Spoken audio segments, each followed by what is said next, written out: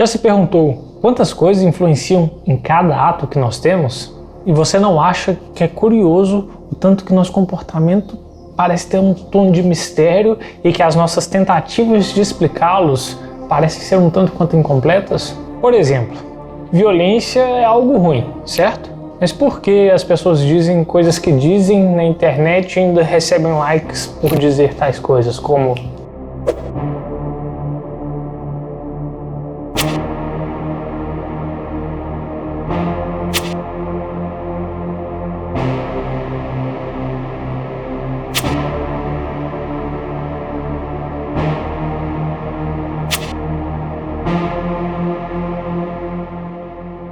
e se você tivesse Hitler em suas mãos e tivesse liberado você fazer o que você quisesse com ele?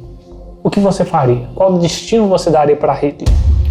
Nós nos compadecemos de pessoas que sofrem violência, dizemos não acreditar na maldade, mas mesmo assim dizemos acreditar que tal pessoa deveria morrer ou que deveria tomar uma surra, ainda que a gente não acredite em pena de morte ou em violência como resposta. Contraditório, não? Filmes violentos, séries sobre serial killers, todos esses temas costumam bombar e mexem intensamente com as nossas sensações, com as nossas emoções, com os nossos sentimentos. No futebol podemos vibrar e comemorar reações ou ações violentas que são totalmente antijogo, mas que defendem a honra da camisa que veste.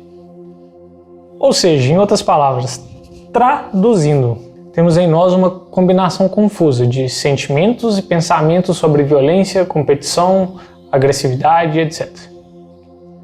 É quase como se pudéssemos dizer que não odiamos a violência, odiamos a do tipo errado.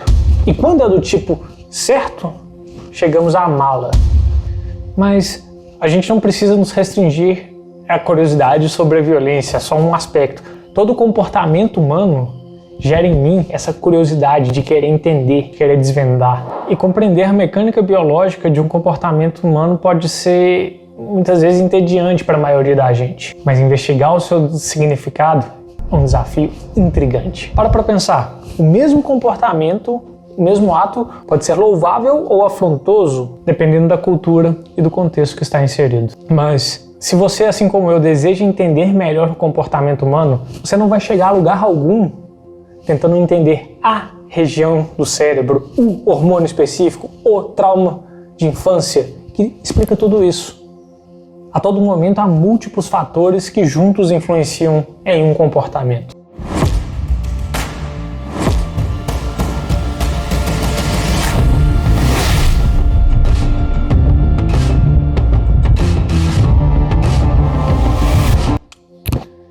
E aí, Zibrizê? Este é o vídeo de introdução ao meu canal. E se esse assunto, se essa introdução já despertou em você uma curiosidade, uma vontade maior de saber sobre nós, humanos, e como nos comportamos, o que está por trás de todo o nosso comportamento, se inscreva e se junte a mim nessa saga, nessa investigação profunda que vamos fazer, vídeo após vídeo, sobre o comportamento humano. Então se inscreva no canal e ative o sininho. E eu tenho aqui, nesse momento, o mesmo objetivo de Robert Sapolsky.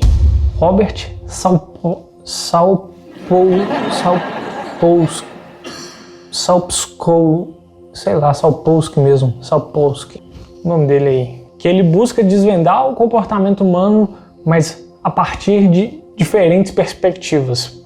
E este vídeo é totalmente baseado na introdução que ele faz no seu livro Behave, que ele é o comportamento para o bem e para o mal, uma perspectiva do ser humano para o bem e para o mal. Não lembro agora o subtítulo, mas é comportamento o nome do livro. E aqui, ó, só currículozinho da referência.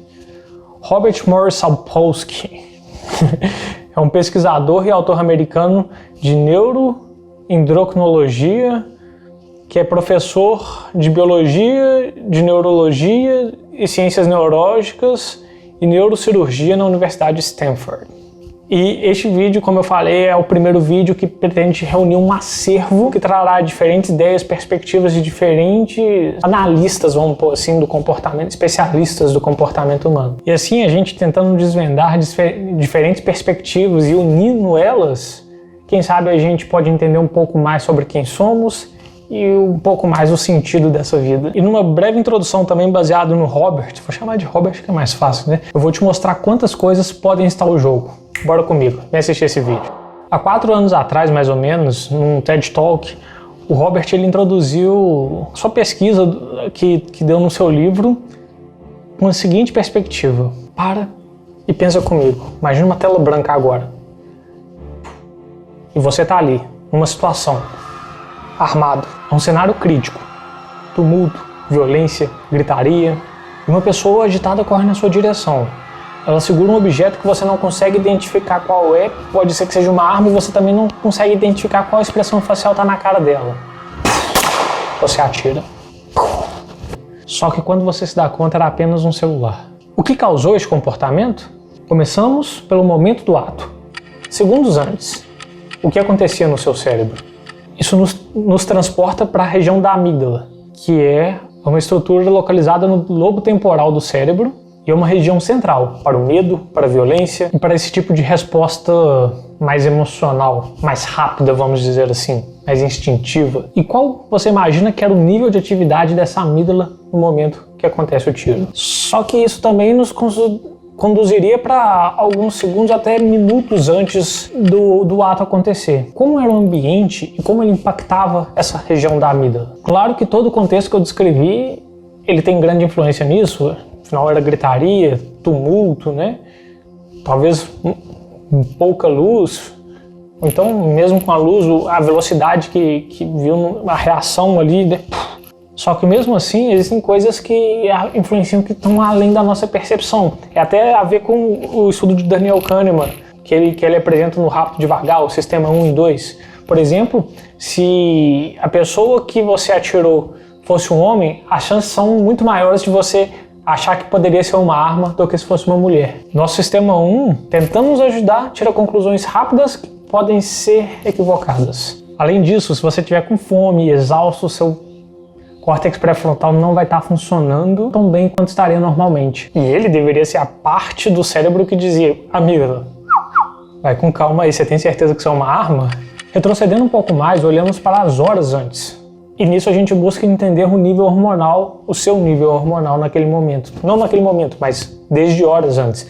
E se você está com um nível de testosterona mais alto, a tendência é que você seja capaz de olhar para uma expressão neutra e interpretá-la como ameaçadora. E isso provavelmente ativará ainda mais. Provavelmente não, isso ativará mais a amígdala.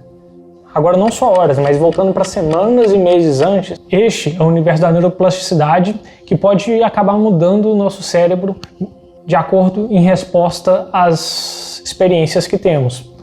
Tudo bem, parênteses, que na vida adulta é mais difícil, mas se você está vivendo um tempo de estresse constante e elevado, ou então se você viver um trauma, realmente pode alterar sua amígdala, ampliar, seus neurônios estarem mais excitáveis e, por fim, seu córtex pré-frontal mais atrofiado.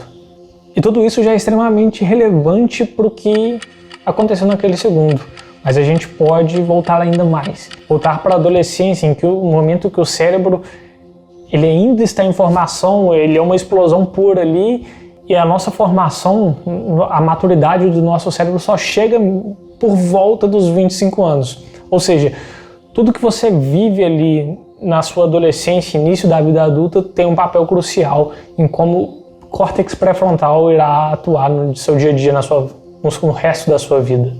Mas a gente volta para a infância ainda, que é quando o seu cérebro está sendo construído e que é o momento de maior neuroplasticidade, tudo influencia muito. As experiências que a gente vive quando criança tem o que a gente chama de epigenética. Pode ativar e desativar ou desligar alguns genes permanentemente. E como exemplo disso, vamos pensar ainda quando você é um feto, está dentro da barriga da sua mãe e ela está vivendo um momento de muito estresse e por isso você foi exposto a muitos hormônios por meio dela. E aí a tendência pela epigenética que você tenha uma amígdala mais excitável durante a sua vida adulta e tenha assim como consequências, níveis mais elevados de hormônios que causam estresse. Pensando ainda no feto, quando você ali é só uma combinação genética, uma combinação de genes, eles são muito importantes para tudo isso, mas eles criticamente não querem dizer nada ainda, porque os genes funcionam de forma diferente em ambientes diferentes. Por exemplo, há uma variante aqui, vou ler aqui um pouquinho, é uma variante chamada MAOA. E se você tiver essa variante, você é muito mais propenso a cometer violência antissocial se, e somente se, você foi abusado quando criança. Ou seja, os genes, eles interagem com o ambiente. E o que está acontecendo com você naquele momento reflete das suas interações de gene e ambiente. Agora, surpreendentemente, ou não para outros, a gente pode empurrar isso mais para trás ainda, indo mesmo há séculos atrás. O que seus ancestrais faziam? Eles eram nômades? Pastores? Viviam no deserto? Ou pastagens com seus rebanhos de camelos, vacas? As probabilidades são que eles teriam formado algum código ali de conduta, uma cultura de honra que vem por meio da tradição. E tudo isso sendo passado, valores sendo passado, começa a influenciar na cultura que influencia até hoje sobre você.